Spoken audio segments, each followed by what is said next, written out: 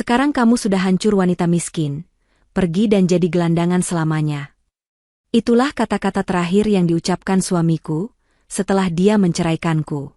Aku melarikan diri ke gubuk tua peninggalan ayahku di desa terpencil. Aku pikir hidupku sudah berakhir malam itu. Tapi di samping tungku api yang dingin, aku menemukan sebuah kotak kayu tua. Kotak yang menyimpan rahasia yang akan membantuku mengambil kembali segalanya. Sebelum ceritanya dimulai, silahkan tulis di kolom komentar dari daerah mana saja teman-teman yang menonton cerita ini. Jangan lupa like dan subscribe agar channel ini bisa semakin berkembang dan bisa mempersembahkan cerita yang lebih menarik lagi. Palu hakim terasa seperti hantaman godam di dada Kanza. Bunyinya menggema di ruang sidang yang hening, meresmikan akhir dari segalanya. Pernikahan, martabat, dan keibuannya, semua lenyap dalam satu ketukan. Kanza duduk membeku di kursi kayu yang keras, jilbab birunya terasa kencang mencekik leher. Dunia di sekelilingnya bergerak tanpa suara, seolah ia tenggelam di dasar lautan. Ia melihat suaminya, Lukman, bangkit dari kursinya.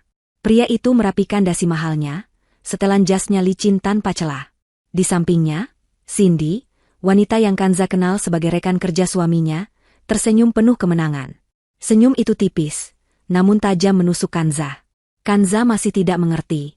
Bagaimana semua terjadi begitu cepat? 3 bulan lalu, ia adalah seorang istri yang bahagia dengan seorang putri kecil yang menggemaskan. Sekarang, ia adalah terdakwa. Lukman, dengan bantuan Cindy dan tim pengacara yang mahal, telah memutarbalikkan fakta. Kanza dituduh sebagai istri yang tidak stabil secara emosional, seorang ibu yang lalai, bahkan dituduh memiliki pria idaman lain. Semua kebohongan itu ditenun begitu rapi, sementara Kanza, yang tidak memiliki apa-apa, tidak bisa membela diri. Lukman berjalan menghampirinya, bukan dengan penyesalan, tapi dengan tatapan dingin yang belum pernah Kanza lihat. Kertas putusan cerai dan hak asuh ada di tangannya. Kertas itu adalah akta kematian bagi hidup Kanza. Kanza, desis Lukman, suaranya pelan namun penuh racun. Cindy berdiri sedikit di belakangnya, memegang lengan Lukman, seolah memamerkan piala kemenangannya. Dengar baik-baik. Semuanya sudah selesai. Kanza menatapnya, bibirnya bergetar, namun tak ada air mata yang keluar. Ia sudah terlalu lelah untuk menangis. Adel, Lukman, tolong biarkan aku bertemu Adel, bisik Kanza. Lukman tertawa pelan. Itu bukan tawa yang Kanza kenal. Adel, dia putriku. Dan aku akan memastikan dia tidak akan pernah mengingat ibu menyedihkan sepertimu. Lukman mendekatkan wajahnya. Kamu dengar aku? Semua aset sudah atas namaku. Rumah, mobil, bahkan rekening yang kau pikir rahasiamu. Aku mengambil semuanya. Seperti kataku di pengadilan, kamu tidak punya apa-apa. Lukman mengambil langkah mundur, menatap Kanza dari ujung jilbab hingga ujung sepatunya yang usang. Sekarang kamu sudah hancur wanita miskin, katanya, nadanya penuh kepuasan. Pergi dan jadi gelandangan selamanya. Kalimat itu adalah paku terakhir di peti matinya. Hancur. Wanita miskin. Gelandangan. Tidak. Kanza tiba-tiba berteriak, mengabaikan tatapan orang-orang di ruang sidang. Ia melihat putrinya, Adel, digandeng oleh seorang pengasuh yang tidak ia kenali di dekat pintu keluar. Adel tampak bingung, matanya yang besar mencari-cari ibunya. Adel, sayang, ibu di sini. Kanza berlari, menerobos kursinya. Adel melihatnya. Ibu, ibu. Adel kecil meronta, mencoba melepaskan tangannya dari pengasuh. Kanza hampir berhasil. Jari-jarinya hampir menyentuh rambut putrinya. Tapi 2 orang petugas keamanan yang dipanggil Lukman segera menghalanginya. Tangan-tangan besar dan kokoh mencengkeram lengan Kanza. Lepaskan aku. Itu putriku. Adel. Kanza meronta, tenaganya yang tersisa ia kerahkan. Ibu, jerit Adel, kini menangis ketakutan. Bawa dia pergi. Cepat, perintah Lukman kepada pengasuh itu. Pengasuh itu dengan cepat membawa Adel keluar pintu. Tidak. Adel. Kai menatap Lukman dengan putus asa. Lukman, kamu tidak bisa lakukan ini. Dia butuh ibunya. Aku mohon. Lukman hanya menatapnya dingin. Dia tidak butuh ibu gelandangan sepertimu. Selamat tinggal, Kanza. Lukman berbalik, menggandeng Cindy, dan berjalan keluar dari ruang sidang dengan langkah tegap, meninggalkan Kanza yang kini bersimpu di lantai, ditahan oleh petugas keamanan. Dunia Kanza benar-benar berakhir. Dia dilepaskan oleh petugas di luar gedung pengadilan. Hujan mulai turun, gerimis tipis namun dingin. Kanza berdiri di trotoar, tidak tahu harus kemana. Dompetnya kosong. Ponselnya sudah lama diambil Lukman. Apartemen yang dulu ia sebut rumah, kini terkunci untuknya. Dia benar-benar sendirian. Dia memeluk dirinya sendiri, jilbabnya mulai basah oleh air hujan dan air mata yang akhirnya tumpah. Entah berapa lama ia berdiri di sana, gemetar karena dingin dan syok. Satu-satunya hal yang terlintas di benaknya adalah satu tempat. Tempat terakhir di dunia ini yang masih ada hubungannya dengannya. Rumah peninggalan ayahnya. Sebuah gubuk tua di desa terpencil yang sudah puluhan tahun tidak ia kunjungi. Ayahnya meninggal 5 tahun lalu, mewariskan sepetak tanah dan rumah reot itu padanya. Lukman pernah menertawakannya, menyebutnya warisan sampah. Tapi sekarang, sampah itu adalah satu-satunya istananya. Dengan sisa uang receh di sakunya, yang secara ajaib masih ada, Kanza berjalan ke terminal bus. Uang itu hanya cukup untuk bus ekonomi terjauh yang bisa ia jangkau, yang membawanya ke kota kecamatan. Dari sana, ia harus berjalan kaki. Berjalan puluhan kilometer, menyusuri jalanan aspal yang rusak, lalu jalan setapak berlumpur. Perjalanan itu memakan waktu 2 hari. Ia tidur di emperan toko, menahan lapar yang melilit. Hijabnya kini kotor dan sobek. Wajahnya pucat. Setiap langkah adalah penderitaan, didorong oleh satu-satunya hal yang tersisa, insting bertahan hidup. Akhirnya, dia tiba. Rumah itu lebih buruk dari yang ia ingat. Catnya mengelupas, beberapa papan dindingnya lapuk. Ilalang tumbuh setinggi pinggang. Tapi itu adalah sebuah atap. Kanza mendorong pintu yang tidak terkunci itu. Suara deritnya memekakan telinga. Di dalam, debu tebal menyelimuti segalanya. Bau apek dan kayu busuk menusuk hidungnya. Kanza jatuh terduduk di lantai berdebu, energinya habis. Dia menangis di sana, di tengah kegelapan rumah tuanya, menangisi Adele, menangisi hidupnya yang hancur. Malam itu, dinginnya udara desa terasa menusuk tulang. Kanza menggigil. Dia perlu membuat api. Dia ingat ayahnya dulu sering menggunakan tungku api tua di sudut ruangan. Kanza merangkak ke arah tungku besar yang terbuat dari batu bata itu. Sudah lama tidak terpakai, penuh sarang laba-laba. Dia mulai membersihkan area itu, mencari kayu kering sisa-sisa perabotan lama yang patah. Saat tangannya merogoh ke samping tungku, mencari celah untuk menaruh kayu, jari-jarinya menyentuh sesuatu yang keras dan berbeda dari batu bata. Bukan batu, kayu. Kanza menyibak debu dan sarang laba-laba tebal. Matanya memicing dalam cahaya bulan yang remang-remang. Tersembunyi di sebuah rongga yang dibuat dengan cerdik di samping tungku, ada sebuah kotak. Sebuah kotak kayu tua. Ukurannya tidak terlalu besar, tapi terlihat kokoh. Dan di bagian depannya, ada sebuah lubang kunci dari kuningan yang sudah menghitam. Kotak itu terkunci rapat. Di tengah kehancurannya, Kanza merasakan sesuatu yang lain. Sesuatu yang sudah lama tidak ia rasakan. Penasaran. Jantungnya berdebar sedikit lebih cepat. Apa ini? Kotak kayu itu menjadi fokus baru Kanza. Ia menariknya keluar dari rongga. Kotak itu berat dan sangat kokoh. Kanza mencoba membukanya, menarik tutupnya, tapi sia-sia. Gembok kuningan itu, meski tua, dibuat dengan sangat baik. Kanza mengguncangnya, tapi hanya terdengar suara teredam, seolah ada sesuatu di dalamnya, mungkin terbungkus kain. Rasa penasaran mengalahkan kelelahannya. Di mana ayahnya menyimpan kunci? Kanza mulai mencari. Dia tidak punya penerangan selain cahaya bulan yang masuk melalui jendela kotor. Dia meraba-raba, membuka laci-laci yang tersisa di lemari dapur reot. Isinya hanya paku berkarat dan tali-tali rapuh. Dia mencari di bawah kasur kapuk yang sudah kempes. Hanya debu. Dia mencari selama berjam-jam. Fajar hampir menyingsing ketika matanya tertuju pada satu-satunya perabot yang masih utuh. Sebuah rak buku kecil di sudut ruangan. Ayahnya bukan pembaca, Kanza ingat itu. Dia seorang petani sederhana. Tapi ada beberapa buku di sana. Kanza mendekati rak itu.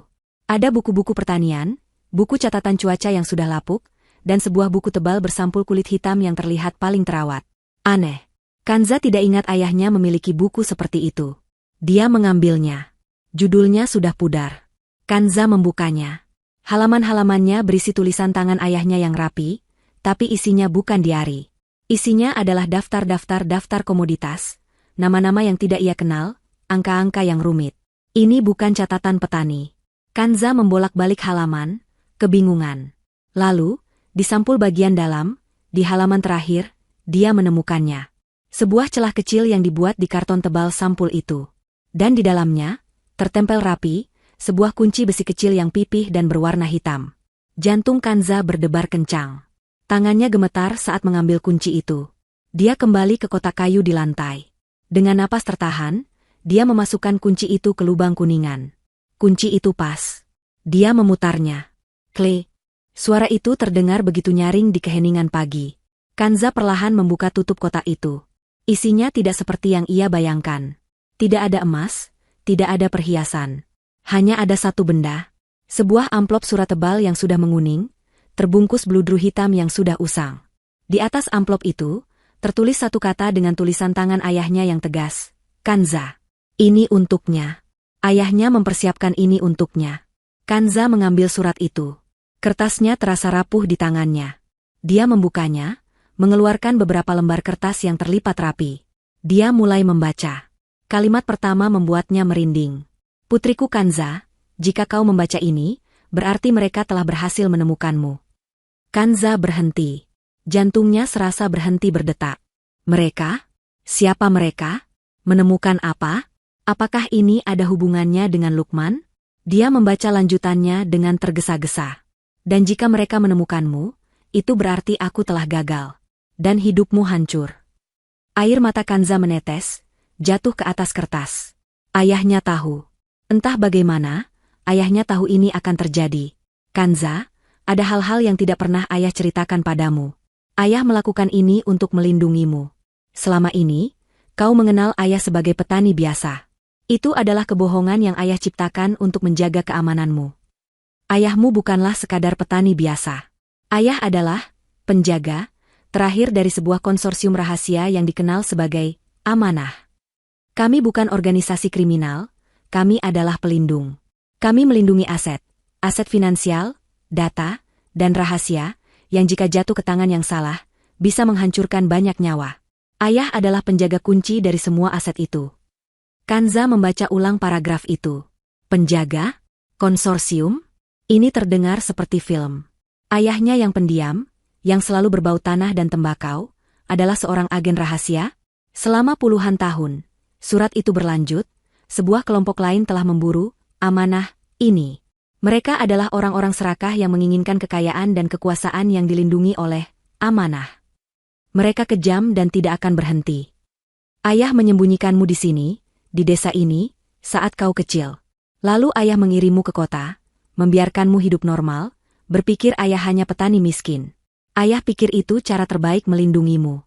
Tapi mereka jauh lebih pintar. Ketika ayah meninggal, mereka tidak bisa menemukan kunci Amanah. Mereka tahu kunci itu diwariskan.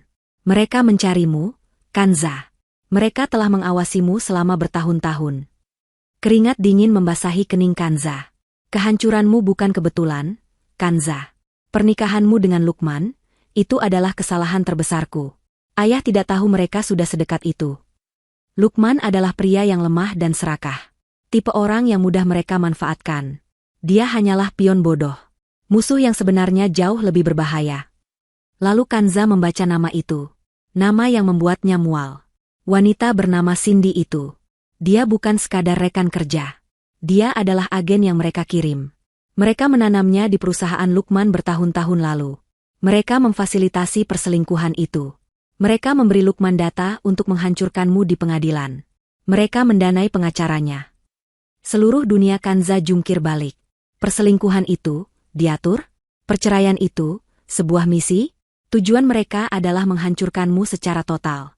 Mereka ingin membuatmu putus asa, miskin, dan tidak punya tempat tujuan. Mereka tahu, sebagai seorang ayah, ayah pasti meninggalkan sesuatu untukmu di satu-satunya tempat aman yang kita tahu. Rumah ini. Mereka ingin kau datang ke sini dalam keadaan hancur. Lalu mereka akan mengambil apapun yang mereka pikir ayah tinggalkan untukmu. Mereka mengira, Amanah, itu adalah peta, atau emas batangan yang terkubur di bawah lantai. Mereka salah. Kanza membalik halaman dengan tangan gemetar. Harta, Amanah, itu bukanlah benda, Kanza. Harta itu adalah jaringan. Sebuah sistem. Dan sekarang, kepemilikannya telah beralih kepadamu. Di balik surat ini, ada daftar yang harus kau ikuti. Ini adalah langkah pertamamu. Saat kau siap, bakar surat ini dan kotak ini. Jangan tinggalkan jejak. Kanza, putriku. Mereka telah mengambil segalanya darimu. Sekarang, ambil kembali milikmu. Ambil kembali semuanya. Surat itu berakhir. Kanza terdiam untuk waktu yang lama. Keputusasaan yang ia rasakan kemarin, lenyap. Digantikan oleh sesuatu yang lain. Sesuatu yang dingin, tajam, dan sangat kuat. Kemarahan. Dia membalik lembar terakhir surat itu. Seperti yang ayahnya katakan, ada sebuah daftar. Itu bukan daftar yang rumit. Hanya ada 3 baris. Baris pertama adalah serangkaian 20 angka. Nomor rekening. Baris kedua adalah sebuah nama dan nomor telepon, Pak Gunawan. Baris ketiga adalah sebuah alamat di Jakarta, dengan catatan kecil di sampingnya, toko buku Tidar. Minta buku, sejarah yang hilang. Kanza menatap api kecil yang berhasil ia buat di tungku. Dia tidak lagi merasa kedinginan. Dia meremas surat itu. Lukman mengira dia adalah wanita miskin. Cindy mengira dia adalah korban yang lemah. Mereka berdua salah besar. Musuh terbesarmu bukan Lukman, tapi Cindy, tulis ayahnya. Dia tidak tahu wujud asli harta itu. Kanza tersenyum.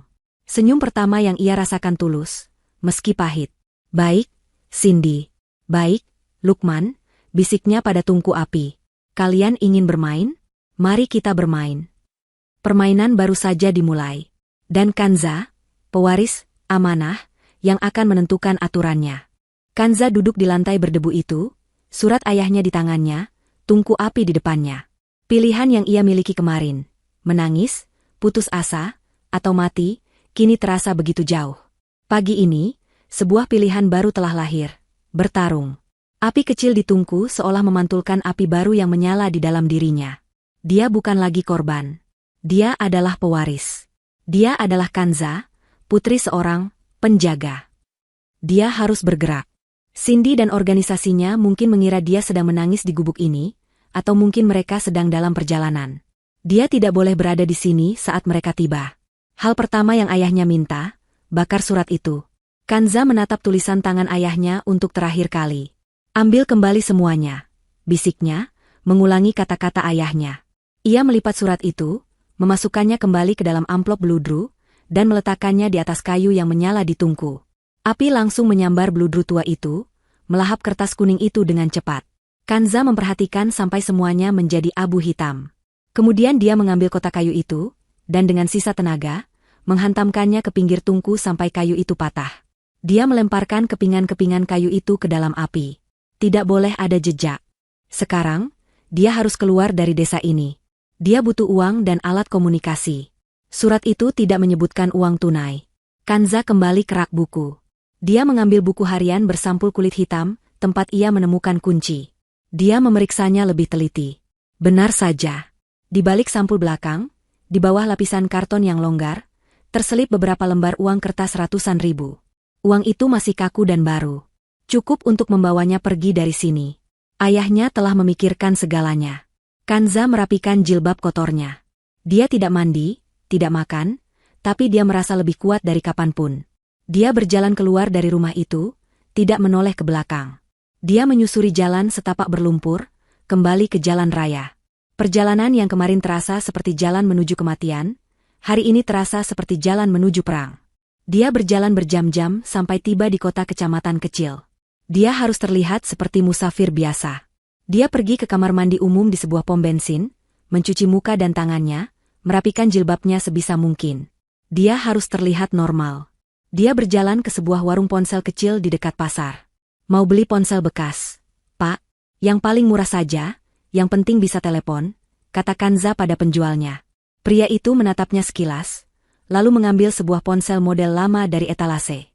Ini, 100.000. Masih bagus.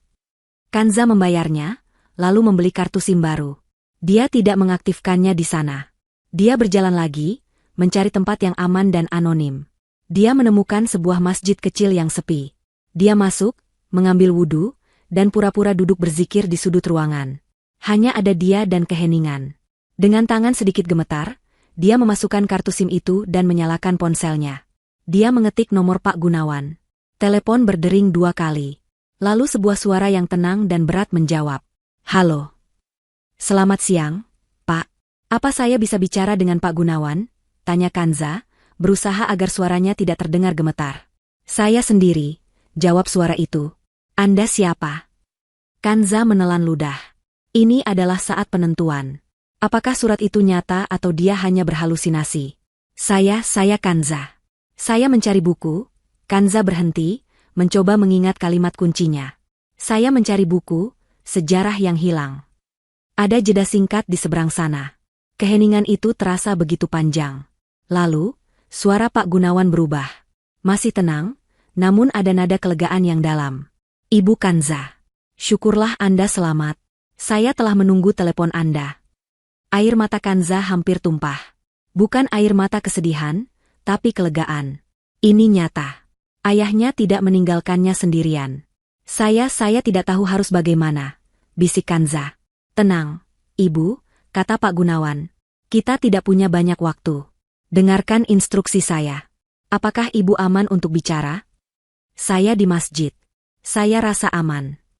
Bagus. Pertama, ponsel yang Anda gunakan. Setelah kita selesai bicara, patahkan kartu SIM-nya dan buang ponsel itu di tempat yang berbeda. Jangan pernah gunakan lagi. Kedua, Anda harus segera ke Jakarta. Tapi jangan naik bus dari terminal kota Anda. Pergi ke kota berikutnya, kota yang lebih besar. Beli tiket di sana. Gunakan uang tunai. Saya punya uang tunai. Bagus. Ketiga, dan ini yang paling penting. Nomor rekening di surat itu. Ya, saya menghafalnya. Itu bukan rekening bank biasa. Itu adalah kunci akses. Pergi ke bank internasional mana saja, bank besar, di kota tempat Anda akan naik bus. Jangan ke teller. Minta bertemu langsung dengan manajer kepatuhan atau manajer layanan prioritas. Katakan pada mereka Anda perlu memverifikasi akses amanah. Mereka akan mengerti. Berikan nomor itu. Mereka akan meminta verifikasi suara dan kode sandi. Kode sandinya adalah nama kecil nenek Anda, yang hanya Anda dan ayah Anda yang tahu. Kanza tertegun. Halimah. Nama yang selalu ayahnya sebut dalam doa. Setelah akses terbuka, rekening operasional atas nama Anda akan aktif. Lanjut Pak Gunawan. Anda akan memiliki dana yang cukup. Dari sana, segera ke Jakarta. Saya sudah mengirimkan alamat toko buku Tidar di pesan singkat ke nomor ini. Hafalkan alamatnya, lalu segera hancurkan ponsel ini. Di toko buku itu, tanyakan buku yang sama. Sejarah yang hilang. Mereka akan mengantar Anda ke Safe House. Kita akan bertemu di sana besok pagi. Apa Anda mengerti, Ibu Kanza? Saya mengerti, kata Kanza. Baik. Satu hal lagi, Ibu. Mulai sekarang, Anda bukan lagi korban. Anda adalah klien saya. Dan lebih dari itu, Anda adalah penjaga yang baru. Bertindaklah seperti itu. Selamat datang, Ibu Kanza. Kami siap melayani Anda. Telepon ditutup. Kanza mengikuti instruksi itu seperti robot. Dia naik angkot ke kota berikutnya, sebuah kota besar yang ramai. Dia mencari bank internasional yang tampak megah. Dia masuk, masih dengan pakaiannya yang lusuh. Seorang satpam menatapnya curiga. Saya perlu bertemu manajer layanan prioritas, kata Kanza tegas, menggunakan nada suara Pak Gunawan. Satpam itu ragu, tapi ketegasan Kanza membuatnya patuh. Dia diantar ke sebuah ruangan kaca. Seorang wanita parubaya yang berpakaian rapi menatapnya dengan heran. Saya perlu memverifikasi akses amanah, kata Kanza, mengulangi kata-kata Pak Gunawan. Mata wanita itu melebar. Tanpa berkata apa-apa, dia mengambil telepon, menekan satu nomor. Saya ada, amanah, di ruangan saya. 10 menit kemudian, Kanza berada di ruang brankas pribadi. Dia memberikan nomor rekening itu. Dia berbicara ke alat verifikasi suara. Dan dia membisikkan kata, Halimah. Sistem berbunyi bip. Wanita manajer itu, yang kini pucat, menyerahkan sebuah kartu debit platinum baru. Ibu Kanza, rekening operasional Anda sudah aktif. Selamat datang. Apakah ada yang Anda butuhkan? Tidak. Terima kasih, kata Kanza. Kanza keluar dari bank. Dia kini memiliki kekuatan. Dia membeli beberapa potong pakaian baru di toko biasa, gamis sederhana, jilbab panjang baru, dan sepatu yang nyaman. Dia tidak ingin menarik perhatian. Dia makan di warteg kecil, makanan hangat pertama dalam 3 hari. Rasanya seperti surga. Dia membeli tiket bus malam ke Jakarta. Di terminal, sebelum naik bus, dia pergi ke toilet. Dia mematahkan kartu SIM-nya menjadi 2 dan membuangnya ke tempat sampah. Dia berjalan ke sisi lain terminal dan membuang ponsel bekas itu ke tempat sampah yang berbeda. Dia naik bus. Saat bus itu melaju membelah malam menuju Jakarta, Kanza memejamkan mata. Dia bukan lagi Kanza yang menangis di ruang sidang. Dia adalah kekuatan yang sedang bergerak. Setibanya di Jakarta, dia menemukan alamat itu. Toko buku Tidar. Sebuah toko tua yang berdebu, diapit ruko-ruko modern. Kanza masuk.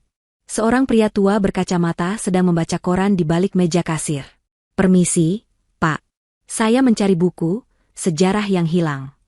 Pria tua itu menatapnya dari balik kacamatanya. Dia mengangguk pelan. "Sudah lama kami simpan buku itu. Mari, lewat sini." Dia membimbing Kanza melewati rak-rak buku, menuju pintu di belakang. Pintu itu menuju ke sebuah tangga sempit. Di atas, ada sebuah apartemen studio yang bersih, modern, dan sangat aman. Jendelanya menghadap ke halaman belakang, tersembunyi dari jalan. "Pak Gunawan akan menemui Anda besok pukul 9 pagi, kata pria tua itu. "Silakan istirahat. Anda aman di sini." Pria itu pergi, mengunci pintu dari luar. Kanza sendirian. Dia mandi air hangat. Dia salat di atas sajadah bersih yang tersedia. Untuk pertama kalinya dalam berbulan-bulan, dia merasa aman. Dia menyalakan televisi di dinding. Saluran berita bisnis sedang menyala. Seorang presenter berita berbicara dengan nada mendesak. Audit mendadak di perusahaan investasi Cipta Karya telah mengguncang lantai bursa pagi ini. Audit ini kabarnya dipicu oleh laporan anonim tentang ketidakberesan transaksi besar. Perusahaan investasi Cipta Karya. Itu kantor Lukman dan Cindy. Kanza duduk di tepi tempat tidur. Dia melihat ke arah kamera berita, seolah bisa melihat menembus layar. Pak Gunawan tidak menunggu. Serangan itu sudah dimulai. Senyum tipis, senyum yang dingin, tersungging di bibir Kanza. Di bagian lain Jakarta, di sebuah unit apartemen mewah dengan pemandangan kota, perayaan sedang berlangsung. Botol sampahnya mahal terbuka di atas meja marmer. Lukman mengangkat gelasnya tinggi-tinggi. "Untuk kita, Cindy. Untuk kemenangan kita," seru Lukman. Wajahnya memerah karena alkohol dan kesombongan. "Aku masih tidak percaya betapa mudahnya. Kamu lihat wajahnya di pengadilan? Hancur."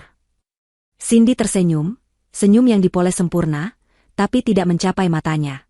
Dia membiarkan Lukman menuangkan lebih banyak sampahnya ke gelasnya. "Kamu hebat, sayang. Kamu menghancurkannya." "Tentu saja aku hebat." Lukman tertawa, menarik Cindy ke pelukannya. "Sekarang semuanya milik kita. Apartemen ini, mobil, semua uangnya. Dan yang paling penting, Adele. Anak itu akan kubesarkan untuk melupakannya. Dia tidak akan pernah tahu dia punya ibu gelandangan sepertimu, Kanza." Lukman tertawa lagi, seolah mengucapkan nama Kanza adalah lelucon terbaik. Cindy membiarkan Lukman menciumnya. Dalam hati, dia merasa jijik. Lukman bodoh. Pria serakah dan sombong yang mudah dikendalikan. Dia adalah pion yang sempurna. Tapi sekarang, pion ini mulai terasa menjengkelkan. Baginya, ini bukan perayaan kemenangan. Ini adalah akhir dari fase 1. Kanza sudah hancur. Sekarang fase 2 dimulai. Menemukan harta yang ditinggalkan ayah Kanza di desa itu. "Aku akan ke balkon. Udaranya sedikit panas di sini," kata Cindy, melepaskan diri dari pelukan Lukman. "Apapun maumu, Ratu," kata Lukman, kembali menuang minuman. Cindy melangkah ke balkon yang luas. Udara malam Jakarta yang penuh polusi menerpa wajahnya. Dia mengambil ponsel kedua dari tas kecilnya, ponsel yang Lukman tidak tahu keberadaannya. Dia menekan 1 nomor. "Ya," jawab suara dingin di seberang. "Target sudah dilikuidasi," lapor Cindy, nada suaranya berubah total. Tak ada lagi nada manja, yang ada hanya nada profesional yang dingin. Dia hancur total, tidak punya uang, tidak punya apa-apa. "Sesuai rencana." "Lokasinya?" tanya atasannya. "Terakhir terlihat di terminal bus. Tim pengawas kami di sana melaporkan dia membeli tiket ke kota kecamatan dekat desa ayahnya. Tepat seperti yang kita perkirakan. Dia lari ke satu-satunya tempat yang dia tahu." "Bagus," kata atasan itu. "Biarkan dia sampai di sana. Biarkan dia menemukan apapun yang disembunyikan, penjaga tua itu." Tim kita sudah di posisi, mengawasi rumah itu. Saat dia keluar membawa sesuatu, ambil. Dan urus dia. Bagaimana dengan Lukman? Tanya Cindy. Dia semakin sombong dan sulit diatur. Dia pionmu. Gunakan dia selama diperlukan. Setelah kita mendapatkan amanah, dia menjadi beban yang tidak perlu. Bersihkan kekacauanmu, Cindy. Jangan gagal. Panggilan ditutup. Cindy menatap lampu kota. Dia membenci pekerjaan ini. Dia membenci Lukman. Dan dia membenci Kanza karena membuatnya harus melalui semua ini. Dia masuk kembali ke dalam, memasang senyum palsunya. Keesokan harinya, Lukman tiba di kantornya di perusahaan investasi Cipta Karya. Dia berjalan melewati lobi seperti seorang raja. Dia adalah bintang baru. Dia berhasil mengamankan proyek besar, dan sekarang dia punya kekayaan baru dari perceraiannya. Pagi, Pak Lukman, sapa resepsionis dengan gugup. Lukman hanya mengangguk angkuh. Dia masuk ke lift pribadinya, menuju lantai eksekutif. Saat pintu lift terbuka, dia merasakan ada yang aneh. Suasananya tegang. Biasanya para staf junior akan membungkuk, tapi sekarang mereka bergerombol, berbisik-bisik. Dia berjalan menuju kantornya. Cindy sudah ada di sana, berdiri di depan jendela kaca kantor Lukman, menatap keluar. Pagi, sayang, kata Lukman, mencoba memeluknya dari belakang. Cindy menepisnya. Bukan saatnya, Lukman. Hei, ada apa? Lukman mulai kesal. Kita punya masalah. Saat itu, pintu kantor Lukman terbuka. Seorang pria berkacamata tebal, didampingi dua orang yang membawa koper, masuk tanpa mengetuk. Pria itu adalah Pak Bima, kepala audit internal yang paling ditakuti di perusahaan. Pak Lukman. Bu Cindy. Kebetulan Anda berdua di sini, kata Pak Bima, suaranya datar. Bima? Ada apa ini? Saya ada rapat, kata Lukman, mencoba terdengar berwibawa. Semua rapat Anda dibatalkan, kata Pak Bima. Perusahaan memulai audit internal penuh, mendadak, atas semua proyek yang Anda tangani dalam 6 bulan terakhir. Termasuk proyek Cipta Jaya. Darah serasa surut dari wajah Lukman. Proyek Cipta Jaya. Itu adalah proyek di mana dia dan Cindy mulai menggelapkan uang. Uang yang dia gunakan untuk menyewa pengacara mahal dan menyogok beberapa saksi palsu dalam kasus perceraiannya. Audit? Atas perintah siapa? Bentak Lukman. Atas perintah Dewan Direksi, setelah menerima laporan anonim yang sangat rinci, kata Pak Bima. Dia menatap Cindy. Termasuk laporan tentang ketidakberesan transaksi yang Anda setujui bersama, Bu Cindy. Kami perlu semua berkas Anda.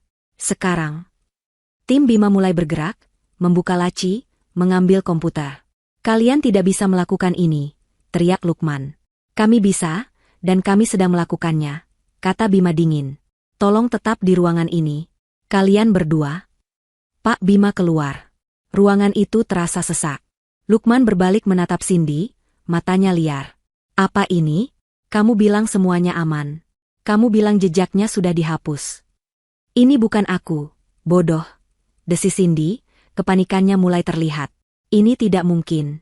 Audit ini terlalu cepat. Terlalu akurat. Ini bukan audit acak. Ini serangan yang ditargetkan. Pasti musuh-musuhku di kantor, kata Lukman, mondar-mandir. Ini bukan musuhmu di kantor. Cindy membentak. Musuhmu di kantor terlalu bodoh untuk menemukan jejak ini. Ini sesuatu yang lain. Seseorang membocorkannya. Siapa? Kanza? Wanita gelandangan itu? Tidak mungkin. Aku tidak tahu, teriak Cindy. Diam dan biarkan aku berpikir. Lukman panik. Dia membangun istananya di atas kebohongan. Jika audit ini menemukan apa yang dia lakukan, dia tidak hanya akan dipecat. Dia akan masuk penjara. Perselingkuhannya, manipulasi pengadilan, dan sekarang penggelapan. Semuanya akan terungkap. Cindy, kamu harus hentikan ini. Lukman memegang lengan Cindy, mencengkeramnya erat. Gunakan koneksimu.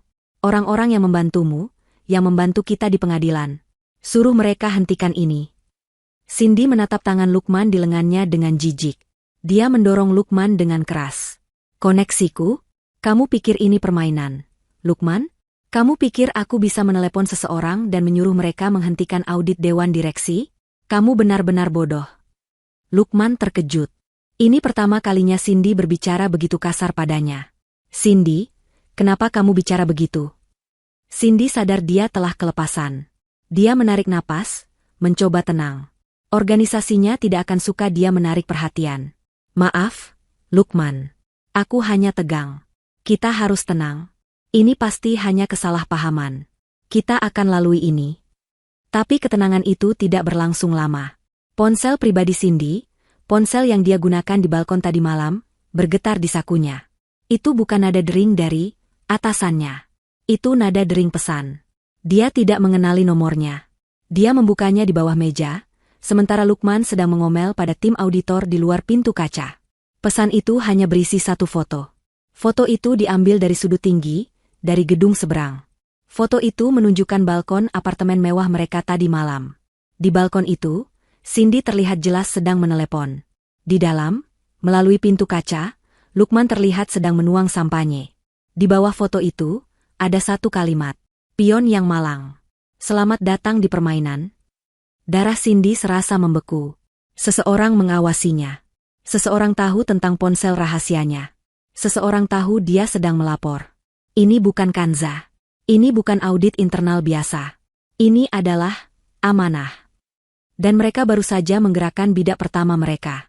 Pukul 9 pagi tepat, pintu apartemen Safe House itu diketuk. Kanza, yang sudah mandi dan mengenakan gamis bersih yang tersedia di lemari, membuka pintu. Seorang pria parubaya, tegap, dengan wajah yang memancarkan wibawa dan ketenangan, berdiri di sana. Dia mengenakan kemeja batik rapi. Ini pasti Pak Gunawan. Ibu Kanza, katanya, suaranya tenang, persis seperti di telepon. Saya Gunawan. Boleh saya masuk? Kanza mengangguk dan mempersilakannya. Pak Gunawan masuk. Tatapan matanya mengamati sekeliling dengan cepat, sebuah kebiasaan profesional. Saya turut berduka atas apa yang menimpa Anda, kata Pak Gunawan, duduk di kursi. Dan saya juga turut berduka atas wafatnya ayah Anda. Beliau adalah pria yang hebat.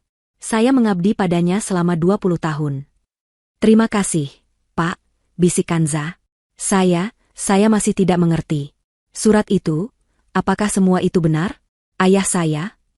Pak Gunawan mengangguk. 100% benar. Ayah Anda, Pak Taufik, adalah penjaga terakhir dari amanah. Dan sekarang, amanah itu milik Anda. Tapi apa amanah itu? Uang? Pak Gunawan menggeleng pelan. Uang hanyalah alat, Ibu Kanza. Amanah adalah sesuatu yang jauh lebih berharga. Amanah adalah informasi. Sebuah jaringan intelijen swasta yang dibangun ayah Anda dan kawan-kawannya puluhan tahun lalu. Jaringan ini mengumpulkan data, rahasia, dan bukti. Mereka mendedikasikan hidup mereka untuk memastikan kekuasaan tidak disalahgunakan oleh orang-orang korup. Mereka melindungi para penemu, para saksi, dan orang-orang penting yang terancam. Kanza tercengang.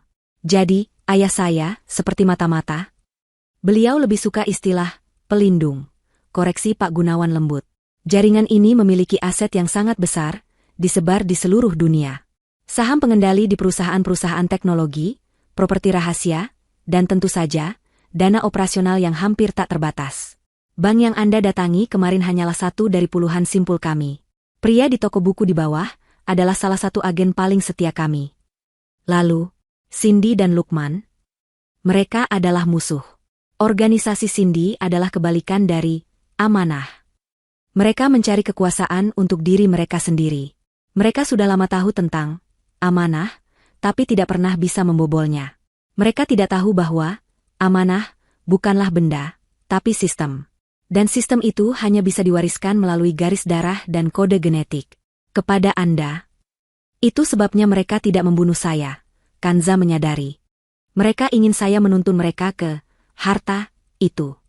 Tepat, kata Pak Gunawan. Mereka pikir, harta, itu ada di desa. Tim kami melaporkan ada setidaknya 2 orang yang mengawasi rumah itu dari kejauhan, menunggu Anda kembali. Mereka tidak tahu Anda ada di sini. Kanza merasakan gelombang kemarahan baru. Mereka mengambil putri saya, Pak Adl. Mereka mengambilnya sebagai sandera. Wajah Pak Gunawan menjadi serius. Ini adalah prioritas utama kita. Mengambil kembali Adel. Tapi kita harus melakukannya dengan cara amanah. Kita tidak bisa menyerbu. Untuk memenangkan hak asuh, kita harus menghancurkan kredibilitas Lukman dan Cindy secara total. Kita harus membuktikan di pengadilan bahwa mereka tidak stabil secara finansial, moral, dan terlibat dalam aktivitas kriminal. Audit yang Anda lihat di berita tadi malam itu adalah langkah pertama. Itu perbuatan Anda? Pak Gunawan tersenyum tipis. Perbuatan kita, Ibu Kanza. Saya hanya memberikan data anonim yang sudah kami kumpulkan sejak lama tentang Lukman ke Dewan Direksi. Kita hanya perlu sedikit mendorong, dan keserakahan Lukman akan menghancurkan dirinya sendiri. Kanza berdiri. Dia berjalan ke jendela, menatap Jakarta. Dia bukan lagi wanita yang kebingungan. Dia mengerti misinya. Apa yang harus saya lakukan? Tanyanya, suaranya kini mantap. Pertama, Anda harus menghilang, kata Pak Gunawan. Kanza yang dikenal Lukman dan Cindy harus lenyap. Mulai hari ini, Anda adalah penjaga.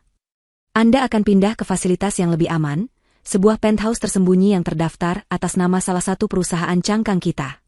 Di sana, Anda akan belajar. Belajar apa? Belajar mengendalikan warisan Anda. Anda akan belajar tentang keuangan, tentang hukum, tentang sistem keamanan. Saya akan mengajari Anda cara mengakses data, amanah. Anda harus mengerti kekuatan yang Anda miliki. Selama seminggu berikutnya, Kanza menjalani transformasi total. Dia pindah ke apartemen mewah yang sangat aman. Pakaiannya berganti. Gamis sederhana diganti dengan setelan kerja yang elegan, jilbab sutra yang rapi, dan aura yang memancarkan kekuasaan. Dia bukan lagi Kanza yang lusuh. Siang hari, dia belajar dengan tim Pak Gunawan. Seorang ahli forensik digital mengajarinya cara mengakses brankas data, amanah. Seorang ahli keuangan menjelaskan aset-asetnya yang tersebar. Pak Gunawan sendiri mengajarinya tentang strategi. Malam hari, Kanza mempelajari musuhnya. Dia membaca semua data yang amanah miliki tentang Lukman. Kebiasaan judinya, kebohongan-kebohongannya, semua tercatat rapi. Lalu, dia mempelajari Cindy. Dan disinilah dia menemukan sesuatu yang mengerikan. Cindy, atau nama aslinya, yang ditemukan oleh tim Pak Gunawan, adalah agen terlatih. Jauh lebih berbahaya dari yang Kanza bayangkan. Kita harus memisahkan mereka, kata Kanza pada Pak Gunawan suatu malam, saat mereka berdiri di depan papan tulis digital yang penuh dengan diagram koneksi Lukman dan Cindy. Mereka sudah mulai retak, kata Pak Gunawan. Audit itu membuat Lukman panik. Dia menyalahkan Cindy. Cindy, di sisi lain, tahu ini bukan audit biasa. Dia ketakutan. Pesan foto yang kita kirimkan padanya berhasil. Belum cukup, kata Kanza. Lukman itu sombong. Dia masih merasa bisa lolos. Kita perlu sesuatu yang menghancurkannya secara pribadi. Sesuatu yang membuatnya berbalik melawan Cindy dengan cara yang tidak bisa diperbaiki. Kanza kembali ke terminal datanya. Dia meretas lebih dalam, menggunakan alat yang diajarkan padanya. Dia tidak hanya mencari data perusahaan. Dia mencari data pribadi yang Cindy kumpulkan. Cindy, sebagai agen yang baik, pasti punya asuransi terhadap Lukman. Dan Kanza menemukannya. Terkubur dalam server cloud pribadi yang Cindy pikir aman, ada sebuah folder. Folder itu berisi rekaman-rekaman. Salah satunya adalah rekaman audio. Kanza menekan tombol, putar. Terdengar suara Lukman, mabuk dan sombong. Ini rekaman dari beberapa bulan lalu, sebelum perceraian. Aku tidak tahan lagi dengannya. Sin, kata suara Lukman. Wanita berhijab sok suci itu. Aku harus menyingkirkannya. Tapi dia memiliki hak atas separuh hartaku jika aku menceraikannya. Lalu suara Cindy terdengar. Bagaimana jika dia yang bersalah? Bagaimana jika dia tidak stabil? Terdengar tawa Lukman. Bagaimana caranya? Dia lurus seperti penggaris. Serahkan padaku, kata Cindy. Kita akan ciptakan buktinya. Kita akan bilang dia selingkuh. Kita akan bilang dia memukul Adele. Kita akan hancurkan dia. Kamu hanya perlu setuju. Ada jeda. Lalu suara Lukman berkata, lakukan. Lakukan apa saja. Aku mau dia hancur. Aku mau dia jadi gelandangan. Kanza menutup matanya. Rasa sakit yang tajam menusuk dadanya. Mendengar pengkhianatan itu secara langsung, dalam kata-kata Lukman sendiri, terasa berbeda. Tapi rasa sakit itu dengan cepat tergantikan oleh es. Kanza mengunduh rekaman itu. Pak Gunawan, panggil Kanza, suaranya dingin. Pak Gunawan masuk ke ruang kerja Kanza. Ya, Ibu. Kanza menatap layar, wajahnya diterangi oleh data. Saya sudah menemukan pisaunya. Sekarang, mari kita tunjukkan pada Lukman siapa yang sebenarnya memegang pisau itu. Situasi Lukman memburuk dengan cepat. Audit internal telah berubah menjadi penyelidikan kriminal. Dia diskors dari kantor. Semua rekening perusahaan atas namanya dibekukan. Tiba-tiba, gaya hidup mewah yang ia banggakan terancam. Panggilan dari bank, dari perusahaan kartu kredit, mulai menerornya. Dia harus menggunakan sisa uang pribadinya, uang yang dia sembunyikan dari Kanza dan bahkan dari Cindy, untuk menyewa pengacara. Dia menjadi paranoid. Setiap kali Cindy mengangkat telepon, dia menatapnya dengan curiga. "Siapa itu?" tanyanya ketus. "Bukan urusanmu, Lukman," balas Cindy, yang juga berada di bawah tekanan besar. Organisasi Cindy tidak senang. Atasannya meneleponnya setiap hari. "Tim kami masih di desa itu. Tidak ada pergerakan. Di mana Kanza? Di mana Amanah?" Cindy tidak berani jujur. Dia tidak berani bilang bahwa Kanza telah lenyap. Dia tidak berani bilang bahwa dia menerima pesan ancaman. Mengatakan itu berarti mengakui kegagalan. Dia mungkin masih bersembunyi di kota kecamatan. Terlalu takut, Cindy berbohong. "Beri aku waktu. Aku akan menemukannya." "Kamu punya 3 hari," kata atasannya. "Atau kami akan mengirim agen lain untuk membersihkan kekacauan ini. Termasuk kamu dan pionmu itu." Telepon ditutup. Cindy gemetar. Dia terjebak. Di satu sisi, Amanah yang misterius sedang memburunya. Di sisi lain, organisasinya sendiri siap membunuhnya. Dan di tengah-tengah, dia terjebak dengan Lukman, seorang pria bodoh dan pengecut yang kini menjadi beban terbesar. Disinilah Kanza memutuskan untuk menyerang. Rencananya sederhana, namun kejam. Mereka tidak akan mengirimkan rekaman itu ke polisi. Belum. Mereka akan mengirimkannya ke Lukman.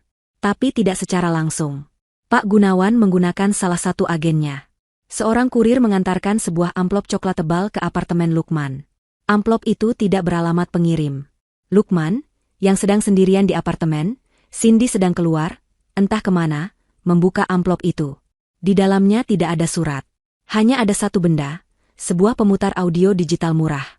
Lukman menatap benda itu dengan bingung. Dia menekan tombol, putar. Dia mendengar suaranya sendiri. "Aku tidak tahan lagi dengannya," sin wanita berhijab sok suci itu. Darah Lukman serasa membeku. Dia mendengarkan seluruh percakapan. Dia mendengar Cindy mengusulkan rencana untuk menghancurkan Kanza. Dia mendengar persetujuannya. Dia mendengar rencananya untuk membuat Kanza jadi gelandangan. Ini adalah bukti. Bukti yang bisa menjebloskannya ke penjara untuk waktu yang sangat lama. Penipuan, sumpah palsu, konspirasi. Tapi bukan itu yang membuatnya paling takut. Yang membuatnya takut adalah Cindy merekamnya. Selama ini, dia pikir dialah yang mengendalikan permainan. Dia pikir Cindy jatuh cinta padanya. Tapi ini adalah pengkhianatan. Cindy merekamnya. Cindy memegang ini di atas kepalanya sepanjang waktu. Audit itu. Kebocoran data. Laporan anonim. Semuanya langsung masuk akal di otaknya yang paranoid. Itu Cindy. Cindy yang melakukannya. Cindy pasti membuat kesepakatan dengan dewan direksi. Dia mengorbankan Lukman untuk menyelamatkan dirinya sendiri. Dan sekarang, seseorang mengirimkan rekaman ini padanya. Mungkin Kanza? Tidak mungkin Kanza yang gelandangan itu. Ini pasti salah satu musuh Cindy. Atau mungkin Cindy sendiri yang mengirim ini sebagai ancaman terakhir? Lukman dipenuhi amarah yang membabi buta. Dia merasa seperti orang paling bodoh di dunia. Dia telah dikhianati oleh wanita yang ia percayai. Tepat saat itu, Cindy masuk ke apartemen. Wajahnya tampak lelah dan tegang setelah menerima omelan dari atasannya. "Kamu dari mana?" tanya Lukman, suaranya pelan dan berbahaya. "Bukan urusanmu," desah Cindy, melempar tasnya ke sofa. "Aku pusing." "Oh, kamu pusing." Lukman berjalan menghampirinya. "Aku yakin kamu pusing. Pasti melelahkan, menusukku dari belakang." Cindy membeku. "Apa maksudmu?" Lukman mengangkat pemutar audio itu. "Kamu merekamku, Cindy." Wajah Cindy pucat pasi. Dia mengenali alat itu. Itu adalah alat yang sama yang ia gunakan. Tidak mungkin. Dia sudah menghapus file itu dari servernya. Aku tidak tahu apa maksudmu." "Jangan bohong padaku." Lukman meraung. Dia menekan tombol, putar. Suara Cindy memenuhi ruangan, serahkan padaku. Kita akan ciptakan buktinya. Mata Cindy terbelalak ngeri. Seseorang telah meretasnya. Seseorang mengambil asuransinya dan memberikannya kepada Lukman. Ini adalah skenario terburuk. Lukman, tenang, kata Cindy, mencoba mengendalikan situasi. Itu hanya untuk berjaga-jaga. Aku tidak pernah menggunakannya. Berjaga-jaga, teriak Lukman. Kamu yang menjebakku di kantor. Kamu yang membocorkan data audit. Kamu mengorbankanku untuk menyelamatkan dirimu sendiri. Bukan aku, bodoh. Cindy panik. Ini jebakan. Seseorang sedang mengadu domba kita. Kamu tidak lihat? Seseorang mengirimkan itu padamu. Ya, dan aku tahu siapa. Kamu. Lukman sudah kehilangan akal sehatnya. Dia menerjang Cindy, mencengkeram lengannya. Kamu pikir kamu bisa hancurkan aku dan Kanza, lalu mengambil semuanya? Aku tidak akan membiarkannya. Lepaskan aku, Lukman, kamu gila. Cindy meronta, mengeluarkan kuku-kukunya dan mencakar wajah Lukman. Lukman mengaum kesakitan. Dia menampar Cindy. Keras. Cindy jatuh ke lantai, bibirnya berdarah. Dia menatap Lukman dengan kebencian murni. Laki-laki bodoh ini telah menghancurkan segalanya. Kamu akan menyesal, Lukman, desis Cindy, bangkit. Kamu tidak tahu siapa aku. Kamu tidak tahu siapa yang aku wakili. Aku tidak peduli, jerit Lukman. Aku akan menyeretmu bersamaku. Aku akan bongkar semuanya. Aku akan bilang pada polisi tentang kamu, tentang bosmu, tentang segalanya. Kamu tidak akan hidup cukup lama untuk melakukannya. Cindy berlari ke dapur, mengambil pisau. Di seberang kota, di ruang kontrolnya yang aman, Kanza memperhatikan semuanya di layar monitor besar. Pak Gunawan telah berhasil memasang beberapa serangga, kamera dan mikrofon di apartemen itu minggu lalu. Kanza menyaksikan tanpa ekspresi saat kedua orang yang telah menghancurkan hidupnya itu, kini saling mencoba menghancurkan satu sama lain. Dia melihat Lukman yang pengecut dan Cindy yang kejam, keduanya kini terlihat sangat menyedihkan. Pertarungan mereka brutal. Lukman menangkis pisau, mereka bergulat di lantai, saling memaki, saling membongkar rahasia. Kamulah yang membocorkan data Cipta Jaya. Aku tahu. Dan kamulah yang mengambil uang sogokan atas nama Kanza. Bodoh. Semua pengakuan itu terekam dengan jelas. Kanza menekan sebuah tombol di konsolnya. Pak Gunawan, katanya, suaranya sedingin es. Saya mendengarkan, Ibu, jawab Pak Gunawan dari interkom. Mereka sudah cukup bicara. Saatnya memanggil pihak berwenang. Kirimkan rekaman langsung ini ke tim polisi yang sudah Anda siapkan. Laporkan adanya kekerasan dalam rumah tangga dengan senjata tajam di alamat itu. Sekarang. Kanza bersandar di kursinya. Dia menyaksikan layar, di mana Lukman dan Cindy masih bergulat. Dia tidak merasakan kepuasan. Dia tidak merasakan apa-apa selain kelegaan dingin. Ini bukan balas dendam. Ini adalah keadilan. Dan ini baru permulaan. Suara sirine polisi yang meraung-raung semakin dekat, membelah kebisingan lalu lintas malam Jakarta. Di dalam apartemen mewah itu, Cindy dan Lukman membeku. Mereka masih terengah-engah, saling menatap dengan kebencian murni. Wajah Lukman berdarah karena cakaran Cindy. Bibir Cindy bengkak dan berdarah karena tamparan Lukman. Pisau dapur tergeletak di lantai marmer di antara mereka, berkilauan di bawah lampu gantung yang mahal. Ini semua salahmu, desis Lukman, suaranya serak karena berteriak. Diam, bodoh, balas Cindy, matanya melesat ke pintu, mencari jalan keluar. Tidak ada waktu. Brak, pintu unit yang kokoh itu didobrak paksa. 6 orang petugas polisi berseragam lengkap menyerbu masuk, beberapa membawa tameng.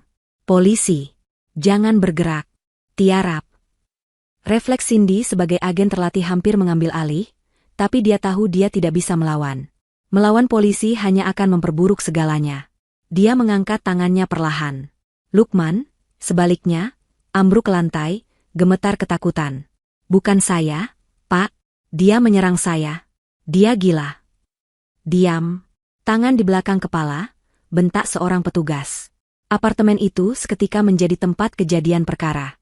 Lukman dan Cindy dipisahkan, diborgol. Saya korbannya, Pak, jerit Lukman saat seorang petugas mengamankannya. Lihat wajah saya. Dia yang menyerang saya pakai pisau. Itu pisaunya. Dia juga yang menjebak saya di kantor. Dia punya rekamannya. Tutup mulut Anda. Anda punya hak untuk diam, kata petugas itu, tidak terkesan. Cindy, di sisi lain ruangan, sangat tenang. Wajahnya dingin, meski bibirnya berdarah. Dia tahu dia telah dijebak. Ini adalah pekerjaan Kanza. Wanita gelandangan itu, entah bagaimana, telah membalikkan keadaan. Dia tidak bisa menghubungi atasannya. Dia tidak bisa meminta bantuan. Dia sendirian. Keduanya dibawa ke kantor polisi, dimasukkan ke ruang interogasi yang terpisah. Di ruang interogasi A, Lukman hancur total. Dia adalah seorang pengecut, dan sekarang dia ketakutan. Saya akan katakan semuanya, katanya kepada detektif yang menanganinya, bahkan sebelum ditanya. Semua ini rencana Cindy. Dari awal, dia yang merencanakan perceraian saya. Dia yang menyuruh saya menjebak mantan istri saya, Kanza. Dia bilang Kanza punya warisan. Dia yang mengurus semua bukti palsu di pengadilan. Detektif itu, seorang pria berpengalaman bernama Ibtu Rahmat, hanya mendengarkan, mencatat, dan audit di kantor. Lanjut Lukman, suaranya semakin tinggi. Itu juga dia. Dia menggelapkan uangnya, lalu dia menjebak saya agar saya yang disalahkan. Dia merekam saya. Ini buktinya. Lukman menunjuk ke pemutar audio yang disita polisi sebagai barang bukti. Dia mengirimkan itu untuk mengancam saya. Lalu dia menyerang saya dengan pisau. Lukman menumpahkan segalanya. Dia mengakui perselingkuhan, dia mengakui konspirasi untuk menjatuhkan Kanza, dia mengakui penggelapan uang. Semuanya, dia lemparkan kesalahannya kepada Cindy. Dia pikir, dengan menjadi saksi yang bekerja sama, dia akan mendapat keringanan. Di ruang interogasi B, Cindy jauh lebih sulit. Saya tidak tahu apa-apa tentang konspirasi, katanya dengan dingin, menatap mata detektif yang lain. Lukman adalah kekasih saya. Dia menjadi paranoid karena audit di kantor kami. Dia pikir saya menjebaknya. Malam ini, dia kehilangan kendali. Dia menuduh saya, dan dia memukul saya. Saya mengambil pisau itu untuk membela diri. Jadi, Anda bilang Anda korban kekerasan? Tanya detektif itu. Ya, Lukman yang menyerang saya. Dia tidak stabil, kata Cindy. Detektif itu tersenyum tipis. Itu menarik. Karena kami baru saja menerima sebuah paket. Seorang petugas masuk dan menyerahkan sebuah tablet kepada detektif. Paket ini dikirim ke email satuan kami 5 menit yang lalu. Dari firma hukum Gunawan Urekan. Nama itu membuat Cindy tegang. Gunawan. Detektif itu memutar video di tablet. Itu adalah rekaman dari kamera tersembunyi. Rekaman dari apartemen mereka malam itu. Video itu menunjukkan dengan jelas seluruh pertarungan. Video itu memiliki audio yang jernih. Cindy, kamu tidak tahu siapa aku. Kamu tidak tahu siapa yang aku wakili. Lukman, aku tidak peduli. Aku akan bongkar semuanya. Aku akan bilang pada polisi tentang kamu, tentang bosmu, tentang segalanya. Cindy, kamu tidak akan hidup cukup lama untuk melakukannya. Video itu berlanjut, menunjukkan Cindy yang berlari ke dapur dan mengambil pisau terlebih dahulu. Cindy menatap layar, wajahnya berubah dari pucat menjadi kelabu. Dia tamat. Kanza tidak hanya menjebak mereka, Kanza merekam seluruh proses penjebakan itu. Detektif itu mematikan tablet. Anda bilang Anda membela diri, Bu Cindy? Kelihatannya Anda yang memulai ancaman pembunuhan. Dan siapa, bos, yang Anda bicarakan ini? Cindy membuang muka, bibirnya terkatup rapat. Dia tidak akan bicara lagi. Keesokan paginya, kehancuran itu menjadi resmi. Lukman dan Cindy ditahan. Tuduhannya berlapis. Penipuan, sumpah palsu di pengadilan, konspirasi kriminal, penggelapan, dan, untuk Cindy, percobaan penyerangan dengan senjata mematikan. Karma instan tidak berhenti di situ. Dengan penahanan Lukman, bank langsung bergerak. Apartemen mewah itu, yang ternyata masih dalam kredit besar atas nama Lukman, disita. Seluruh asetnya yang lain, yang tidak terkait dengan perusahaan, dibekukan oleh kejaksaan sebagai bagian dari kasus penipuan. Lukman tidak hanya kehilangan kebebasannya, dia benar-benar menjadi gelandangan, persis seperti yang dulu ia inginkan untuk Kanza. Keduanya bertemu sekilas saat dipindahkan ke sel tahanan. Mereka mengenakan seragam penjara oranye yang kusam. Cindy menatap Lukman. Jika tatapan bisa membunuh, Lukman pasti sudah menjadi abu. Lukman, sebaliknya, menunduk ketakutan. Di cafe house-nya, Kanza mematikan siaran berita di televisi. Berita itu menayangkan wajah Lukman dan Cindy yang ditutupi jaket saat digiring wartawan. Dia tidak merasakan kepuasan. Dia hanya merasakan satu hal, satu rintangan telah selesai. Pak Gunawan, kata Kanza ke interkom. Ya, Ibu Kanza. Mereka sudah diamankan. Sekarang, siapkan pengadilan banding. Saya mau putri saya kembali. Hari ini. 2 hari kemudian, Kanza melangkah keluar dari sebuah sedan hitam mengkilap. Mobil itu berhenti tepat di depan gedung pengadilan tinggi agama. Pagi itu, Kanza sama sekali tidak terlihat seperti wanita yang hancur dan menangis di ruang sidang beberapa minggu lalu. Perubahannya total. Dia mengenakan setelan blazer berwarna krem yang dijahit rapi di atas gamis hitamnya. Jilbab sutra berwarna senada membingkai wajahnya yang tenang. Matanya, yang dulu penuh ketakutan dan keputusasaan, kini tajam, fokus, dan dingin. Dia memancarkan aura kekuasaan yang tak terbantahkan. Di sampingnya berjalan Pak Gunawan, membawa sebuah koper kulit tebal. Di belakang mereka, mengikuti 2 pengacara muda dari firma Pak Gunawan, keduanya membawa tumpukan dokumen. Beberapa wartawan yang sudah menunggu, mengendus berita besar setelah skandal Lukman Cindy, langsung mengerumuninya. Ibu Kanza, apa tanggapan Anda tentang penangkapan mantan suami Anda? Ibu, apakah benar Anda dijebak? Apa yang Anda lakukan di sini hari ini? Kanza tidak menoleh. Dia tidak tersenyum. Dia tidak berkata apa-apa. Dia hanya berjalan lurus menembus kerumunan itu, seperti seorang ratu yang berjalan di istananya. Pak Gunawan dan timnya membuka jalan untuknya. Pintu pengadilan yang berat tertutup di belakang mereka, membungkam suara-suara itu. Ruang sidang kali ini berbeda.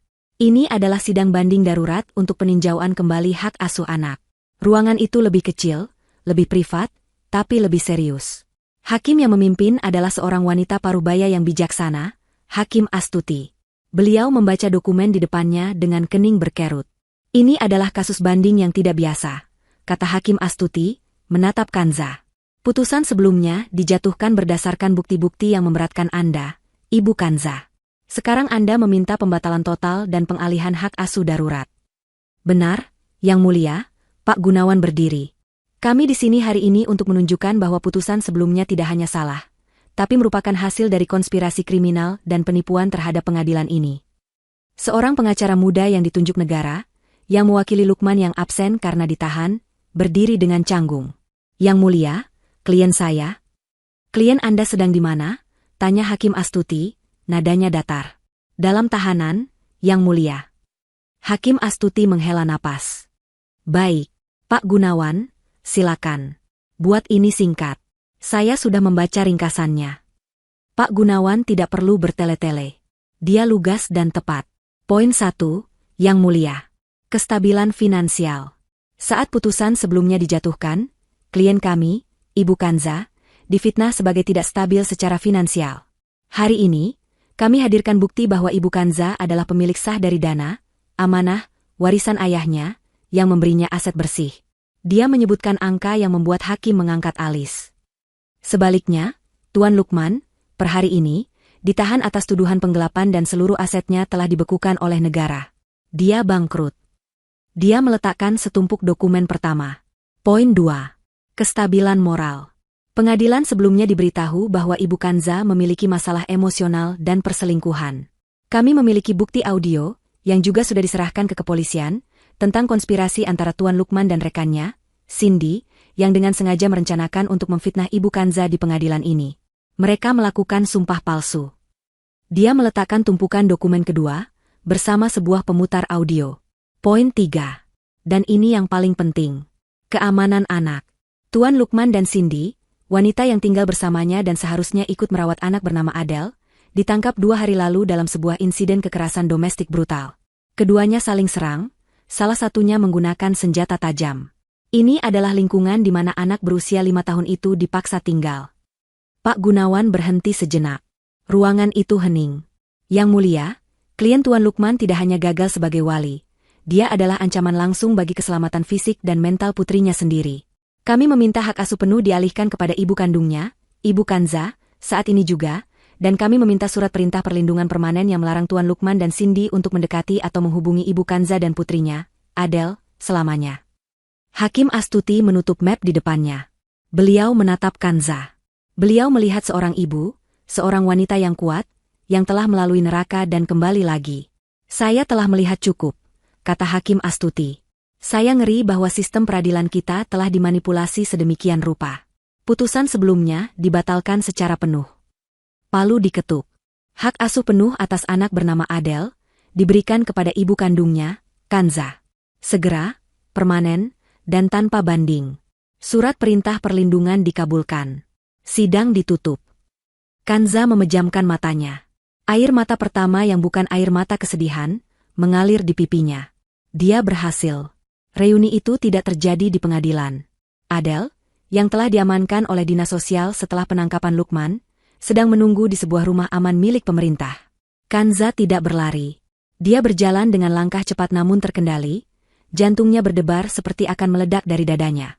Dia masuk ke sebuah ruangan bermain yang tenang. Di sana, di sudut, duduk seorang gadis kecil bergaun merah muda, memeluk boneka beruang dengan erat. Dia tampak bingung dan ketakutan. Adele, bisik Kanza.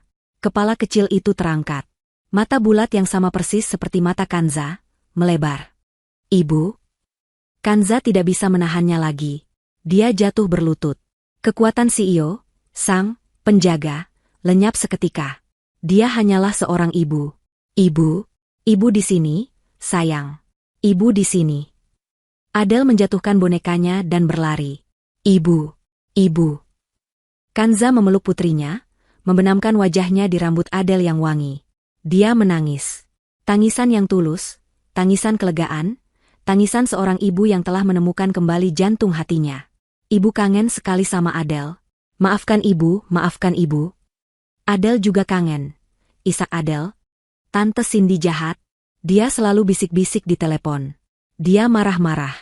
Adele takut. Kanza menggendong putrinya. Tidak apa-apa, sayang. Tante Cindy sudah pergi. Dia tidak akan pernah ganggu Adele lagi. Kita akan pulang, ya? Kita pulang ke rumah baru kita. Beberapa jam kemudian, Kanza mengencangkan sabuk pengaman Adele di kursi belakang sedan mewahnya. Adele, yang kini lebih tenang, memegang boneka baru yang dibelikan oleh asisten Pak Gunawan. Ibu, kata Adele pelan, matanya mulai mengantuk. Iya, sayang. Kanza tersenyum, mengelus pipi putrinya. Waktu di apartemen, Tante Cindy sering di balkon. Dia bicara di telepon sambil marah. Adele dengar.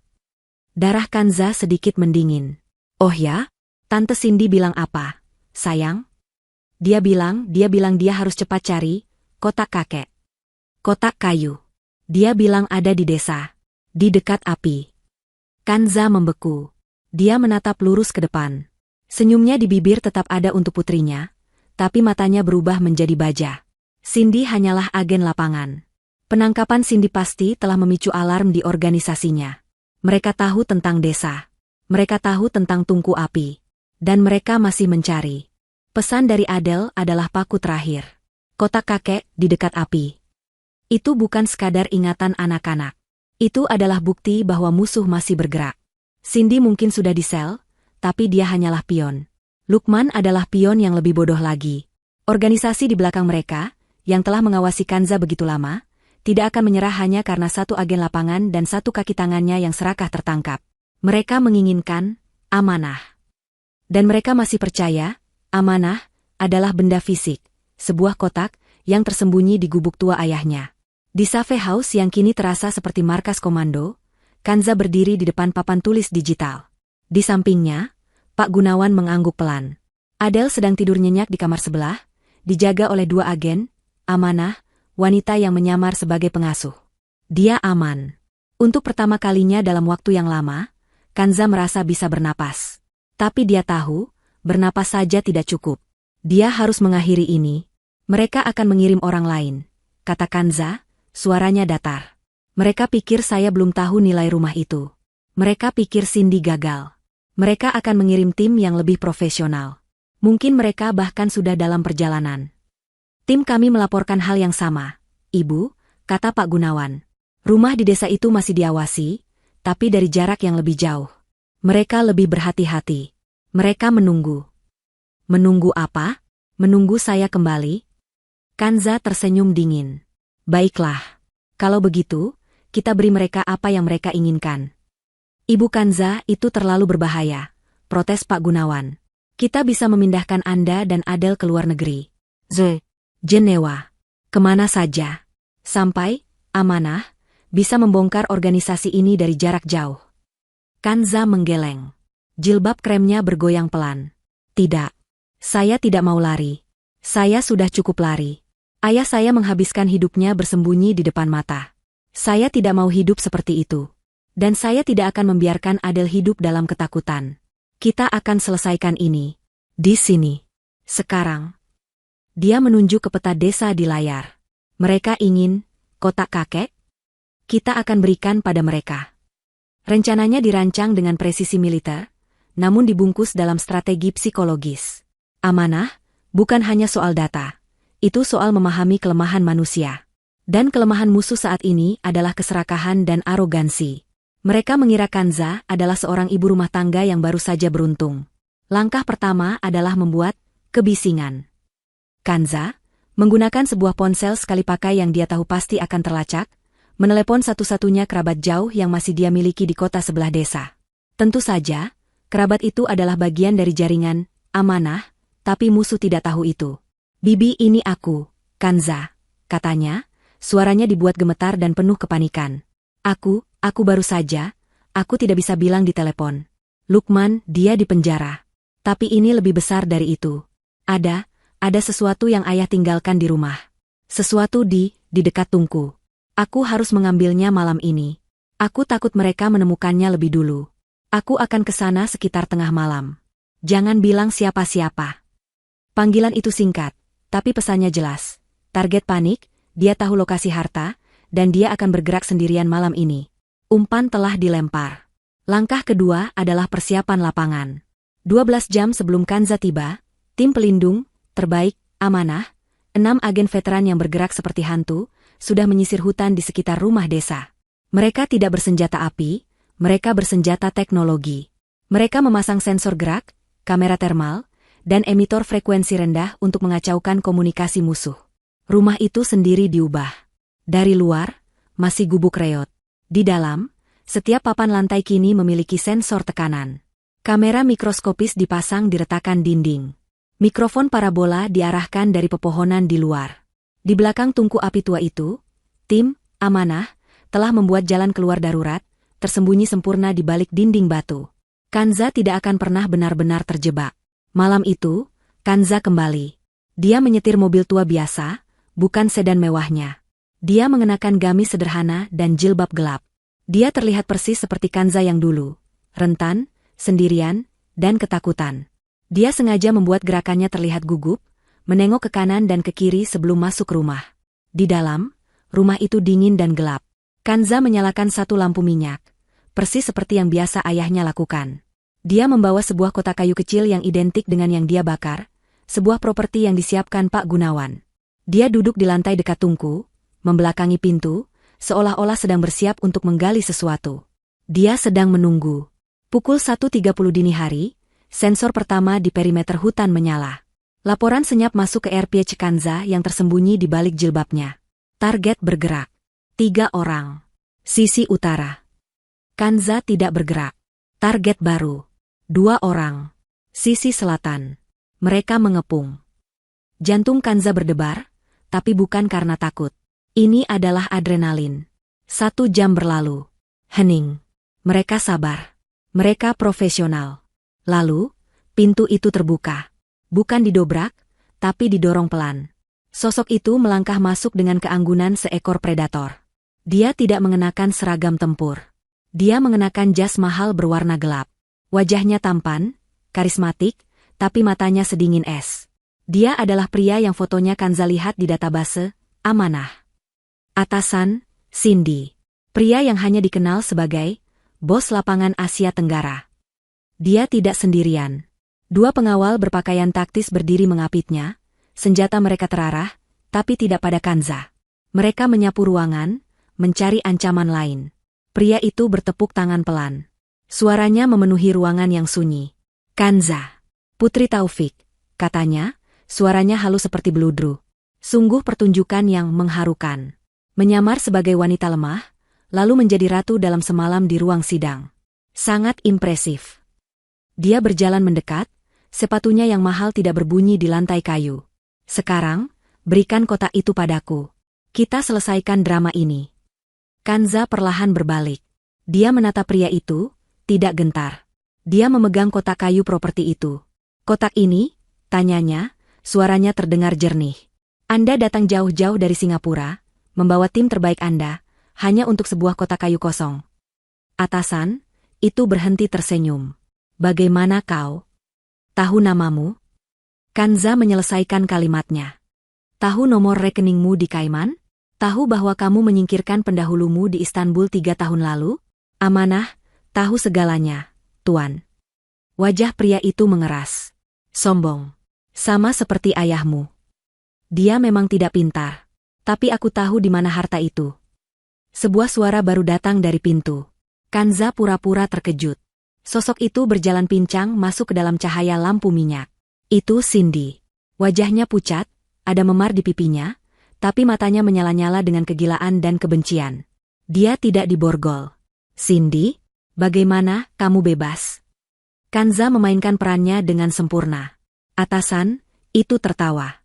Oh, sistem hukum di negaramu sangat mudah dibeli, Kanza. Sedikit uang jaminan, beberapa panggilan telepon. Tuduhan Cindy ditarik sementara oleh jaksa yang kooperatif. Dia berjanji akan memberikan saya amanah sebagai ganti kebebasannya. Cindy melangkah maju, menunjuk Kanza dengan jari gemetar. Dia bohong. Jangan percaya padanya. Kotak itu kosong. Aku sudah tahu dari awal. Harta itu bukan benda. Ayahnya mewariskan aksesnya. Harta itu ada di dia. Di otaknya. Kita harus membawanya. Kita paksa dia. Cindy mengira dia sedang memberikan informasi berharga. Dia mengira dia sedang menyelamatkan dirinya sendiri. Atasan, itu menatap Cindy, lalu kembali menatap Kanza. Dia tersenyum lagi, senyum yang sangat mengerikan. Cindy, kamu benar-benar pion yang bodoh sampai akhir, katanya pelan.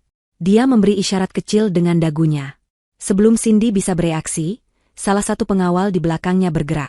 Tangan besar yang bersarung tangan membekap mulut Cindy, yang lain memukul tengkuknya dengan presisi medis. Cindy ambruk lantai, pingsan tanpa suara. Maaf, kata atasan, itu kepada Kanza, seolah baru saja membereskan remah roti di meja. Gangguan kecil. Dia sudah tidak berguna. Kamu benar. Harta itu ada di kepalamu.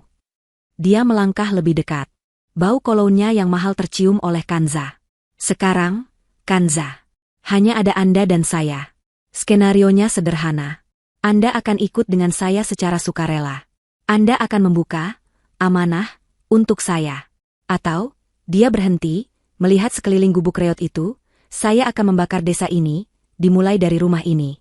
Dan kemudian, saya akan menemukan di mana Anda menyembunyikan anak Anda, Adele. Saya yakin tim saya bisa menemukannya dalam kurang dari 24 jam. Ancaman itu menggantung di udara. Ini adalah langkah terakhirnya. Dia pikir dia telah memojokkan Kanza. Kanza menatapnya. Ketakutan yang dia pura-purnakan tadi lenyap, digantikan oleh sesuatu yang hampir seperti rasa kasihan. Anda membuat satu kesalahan besar, kata Kanza, suaranya tenang, bergema di ruangan yang tegang itu. Atasan, itu tertawa pelan. Oh, benarkah? Kesalahan apa? Membawa tim yang lebih kecil? Percaya pada Cindy? Tidak. Saya rasa saya sudah melakukan semuanya dengan benar. Kesalahan Anda, lanjut Kanza, berdiri perlahan, membiarkan kotak kayu itu jatuh ke lantai, adalah Anda datang ke sini. Anda pikir ini jebakan saya. Anda salah. Apa maksudmu? Aku membawa tim terbaikku. Semua penembak jitu. Mereka mengelilingi rumah ini. Kau sendirian, katanya, tapi sebersit keraguan mulai muncul di matanya. Ini bukan jebakan saya, bisik Kanza. Ini adalah jebakan ayah saya. Kanza tidak menekan tombol. Kanza tidak perlu. Dia hanya mengucapkan satu kata. Kata sandi yang ayahnya ajarkan padanya, yang tertulis di surat itu. Sebuah kata yang kelihatannya biasa saja. Tungku. Begitu Kanza mengucapkannya, sistem yang ayahnya tanam puluhan tahun lalu, jauh sebelum ada amanah, jauh sebelum ada Kanza, aktif. Sistem itu dirancang untuk satu hal, melindungi rumahnya dari penyusup. Klang. Bukan lampu yang padam. Bukan gas yang keluar. Sesuatu yang jauh lebih primitif dan efektif. Pintu dan jendela yang tadinya tampak reot, tiba-tiba tertutup oleh plat-plat baja tersembunyi yang meluncur turun dari dinding dengan kecepatan hidrolik. Suara dentumannya memekakkan telinga. Ruangan itu langsung kedap udara, berubah dari gubuk menjadi brankas dalam sedetik. "Apa ini?" teriak atasan itu, ketenangannya lenyap. Dia dan pengawalnya menembakkan senjata mereka ke pelat baja itu. Peluru hanya memantul dengan percikan api. Lalu, dari tungku api di belakang Kanza, bukan api yang keluar, melainkan suara. Suara ayahnya. Itu adalah rekaman. Suara Taufik yang tenang dan berwibawa, diaktifkan oleh kata sandi Kanza. "Selamat datang di rumah saya," kata rekaman itu, suaranya menggema dari speaker tersembunyi di dalam tungku. "Jika Anda mendengar ini, Anda berada di sini tanpa izin. Anda telah mengancam putri saya. Dan Anda baru saja mengunci diri Anda di dalam." Kepanikan melanda atasan itu. Dia menembak ke arah tungku, tapi tidak ada gunanya. Kanza menatapnya. "Dan sekarang," kata Kanza, "jebakan saya dimulai." Kanza menekan tombol di sakunya. Lampu padam. Ruangan menjadi gelap gulita. Para pengawal menembak membabi buta. Tapi Kanza sudah tidak di sana. Saat lampu padam, dia sudah melangkah mundur, masuk ke lorong rahasia di balik tungku yang terbuka bersamaan dengan aktifnya rekaman ayahnya. "Anda salah," kata suara Kanza, kini dari speaker yang berbeda, speaker yang dia kendalikan. "Anda pikir saya sendirian? Anda pikir tim Anda aman di luar sana?" Kanza menyalakan layar di lorong persembunyiannya. Itu menunjukkan gambar live dari luar. Tim pelindung, Pak Gunawan, yang telah menunggu jebakan baja ayahnya aktif, bergerak. Mereka bukan menyerang. Mereka hanya mengepung. "Tim Anda di luar," lanjut Kanza, suaranya disiarkan keluar rumah, "sekarang memiliki pilihan. Menyerah kepada tim kami, atau menghadapi otoritas lokal yang sedang dalam perjalanan ke sini karena laporan kebakaran hutan." Di dalam brankas, atasan itu menyalakan senter di senjatanya. Dia melihat Cindy yang pingsan. Dia melihat pengawalnya yang panik. Dan dia mendengar suara Kanza di mana-mana. "Dan untuk Anda," kata Kanza, suaranya kembali ke interkom di dalam. "Ayah saya membangun ruangan ini untuk menahan segalanya. Tapi dia lupa satu hal. Ventilasi udara. Dan tim saya tidak lupa. HSSSS." Gas tidur yang pekat mulai menyemprot dari setiap sudut. Atasan itu mencoba menahan napas, menembak ke arah ventilasi. Tapi terlambat. Dia terbatuk, matanya memerah. Dia menatap ke kegelapan. Kamu akan membayar ini?" Desisnya, sebelum dia dan kedua pengawalnya ambruk ke lantai, bergabung dengan Cindy yang sudah pingsan. Kanza berjalan keluar dari lorong, mengenakan masker gas kecil. Dia menatap 4 tubuh yang tergeletak di lantai rumah ayahnya. Pak Gunawan dan tim pelindung masuk dari pintu yang sama, membuka segel baja dari luar. "Dia benar, Ibu Kanza," kata Pak Gunawan, memeriksa atasan yang terikat. "Dia bukan yang teratas. Dia hanya manajer lapangan." "Saya tahu," kata Kanza, melepaskan maskernya. "Tapi dia adalah ikan yang cukup besar untuk membuat seluruh jaringnya runtuh. Ambil dia. Ambil mereka semua."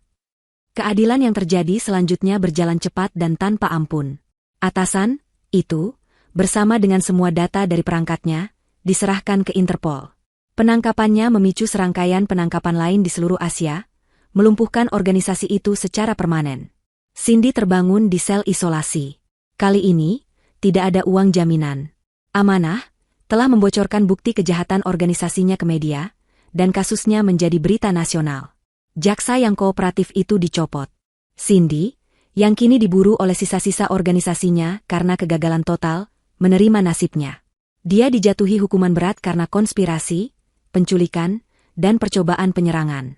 Dan Lukman, nasibnya mungkin yang paling menyedihkan. Di pengadilan, dia mencoba bernegosiasi. Dia menawarkan diri untuk bersaksi melawan Cindy dan atasannya. Tapi Kanza dan Pak Gunawan sudah memberikan semua bukti yang diperlukan kepada jaksa. Kesaksian Lukman tidak ada nilainya. Sebaliknya, jaksa memutar rekaman audio yang Kanza temukan.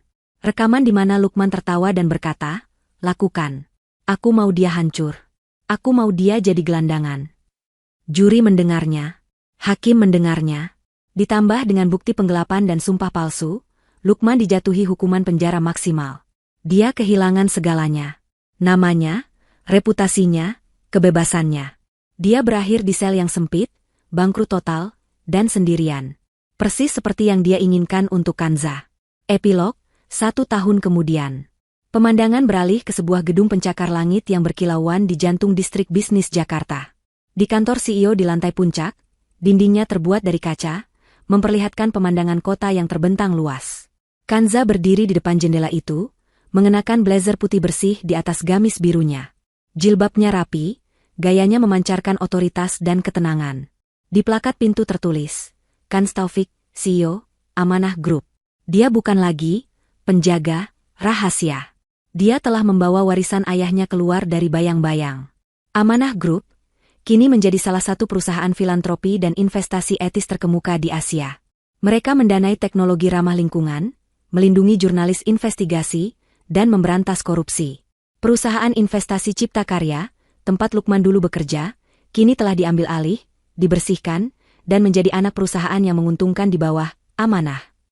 Rapat Dewan Direksi selesai, Ibu Kanza, kata asistennya. Agenda Anda selanjutnya adalah makan malam dengan Duta Besar Swiss. Kanza tersenyum. Batalkan, Rina. Pindahkan ke minggu depan. Aku punya janji yang jauh lebih penting. Dia mengambil tasnya. Di lobi, Pak Gunawan, kini menjadi Kepala Keamanan Global, Amanah, sudah menunggunya dengan mobil. Tapi mobil itu tidak mewah. Itu sebuah mobil keluarga yang nyaman. Mereka tidak pergi ke restoran mahal. Mereka berkendara ke pinggir kota, ke sebuah taman kanak-kanak yang asri dan cerah. Begitu mobil berhenti, seorang gadis kecil berusia 6 tahun berlari keluar dari gerbang. Rambutnya dikepang rapi, tawanya renyah.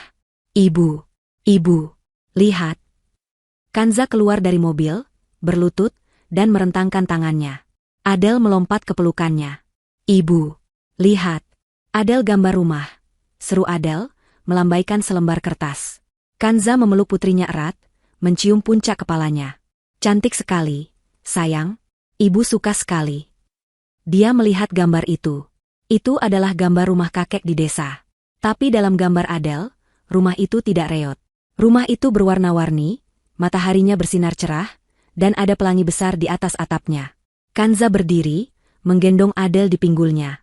Dia menatap langit senja, putrinya tertawa di pelukannya. Dia telah mengambil kembali putrinya. Dia telah mengambil kembali martabatnya. Dia telah mengambil kembali kekuatannya. Dia tidak hanya mengambil kembali semuanya. Dia telah menghancurkan dunia lama yang busuk dan membangun dunia baru yang lebih baik dari puing-puingnya. Dia menang.